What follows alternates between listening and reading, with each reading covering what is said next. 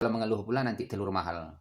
Nah, kau ngeden aja sendiri telur itu katanya kan susah kita. 5, 4, 3, 2, 1, go! Gue botakin pala lu.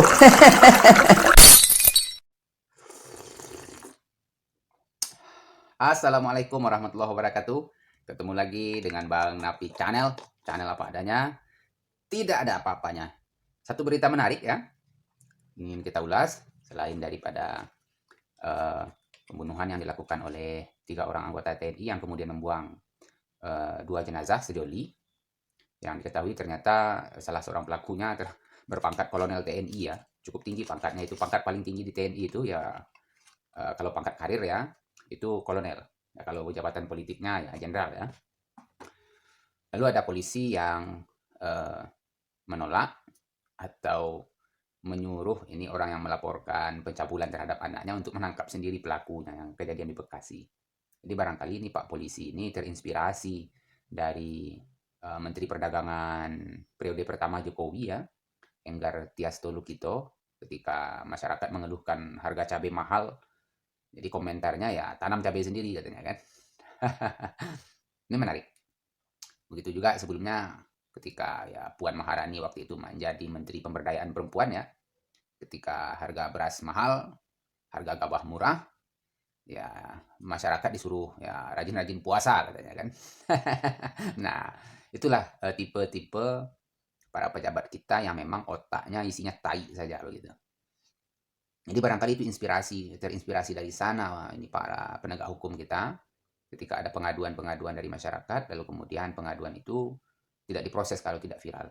2 hari kemarin kita amati bahwa trending percuma lapor polisi itu naik lagi ya. Ketika kejadian juga itu di Medan, ada seorang remaja yang dipukuli oleh ketua Satgas PDIP di Medan itu ya. Tapi pelakunya tidak ditahan dengan alasan bahwa ya ancaman hukumannya hanya 3 tahun katanya kan. Jadi semudah itu ya. Jadi tidak ditahan karena ancaman hukumannya hanya 3 tahun.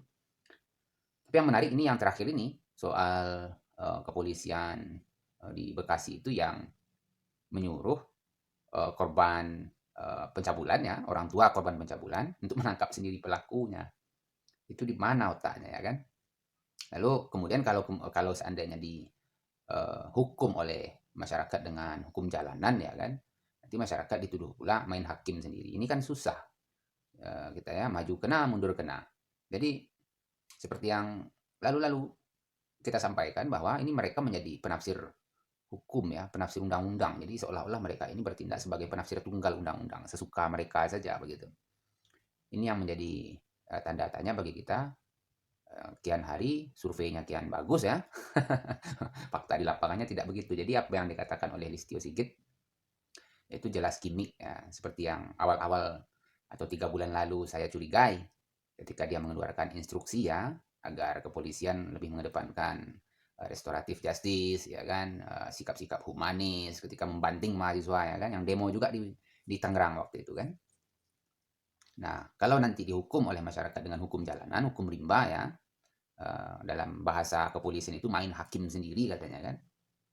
Nanti yang dihukum orang yang menganiaya ya kan, kejadian ada seorang kakek-kakek yang kolam ikannya dicuri, lalu diancam untuk disentrum dia kan, nah, dibacok, nasi kakeknya yang masuk penjara, dihukum 1 tahun. Kan kejadian itu. Aneh memang hukum di negara kita, tapi ini sekedar refleksi saja. Kejadian yang di Bekasi ini menjadi gambaran bagi kita bahwa penegakan hukum di negara kita semakin hari semakin parah. Lalu kalau kita seret ke soal karantina ya kan, soal virus, ada pengistimewaan juga ini bagi para pejabat negara dengan bahasa diskresi ya kan. Jadi kalau pejabat VVIP dan VIP itu boleh untuk tidak melakukan karantina sesuai dengan aturan yang sudah ditetapkan pemerintah. Lalu masyarakat tidak ada diskresi. Silahkan saja kalian berkarantina di atas mobil ya kan, atau bergelepakan tidur di bandara, di lantai bandara itu. Nah, jadi inilah cerminan kalau memang ini negara sudah tidak ada hukumnya lagi. Siapa kuat dia dapat, ya kan? Siapa yang berani, ya dia yang akan hidup bertahan. Kira-kira seperti itu. Barangkali sekedar refleksi saja, teman-teman. Tidak ada yang menarik ya untuk kita bahas selain dari persoalan-persoalan hukum yang lucu ini. Ya sebaiknya ya kita ketawakan saja pemerintahan seperti ini. Nanti kalau kita mengeluh lagi soal Pertalite akan dihapus ya kan, nanti disuruh pula itu oleh Menteri Perdagangan atau Menteri BUMN itu, kau bikin saja minyak bensin itu sendiri katanya, kan susah kita. Ya, jadi ya sebaiknya kita berpandai-pandailah memanfaatkan sumber daya yang ada di sekitar kita. Kembali lagi, masak dengan kayu ya, tidak dengan minyak. Lalu kemudian kalau seandainya harga BBM ini sudah tidak terkendali, ya, ya berjalan kaki lebih baik ya, atau pakai sepeda barangkali seperti itu.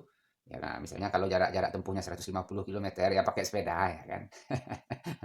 Ya, atau nanti kalau mengeluh pula nanti telur mahal. Nah, kau ngeden aja sendiri telur itu katanya, kan susah kita, ya kan? Itulah yang bikin kita aneh, yang bikin kita bertanya-tanya, ini negara ada yang ngurus atau bagaimana ini ya kan? Barangkali itu teman-teman mengingatkan bahwa apa pernyataan-pernyataan pemerintah yang ada saat ini sebetulnya itu sudah ada di masa pemerintahan Jokowi periode pertama ya. Pertalite mahal, kau bikin pertalite sendiri. Telur mahal, kau ngeden aja telurnya sendiri ya kan. Cabai mahal kau tanam sendiri. Apalagi minyak mahal, minyak goreng mahal. Ya, kau bikin minyak goreng itu sendiri. Ya, apalagi. Terima kasih. Assalamualaikum warahmatullahi wabarakatuh.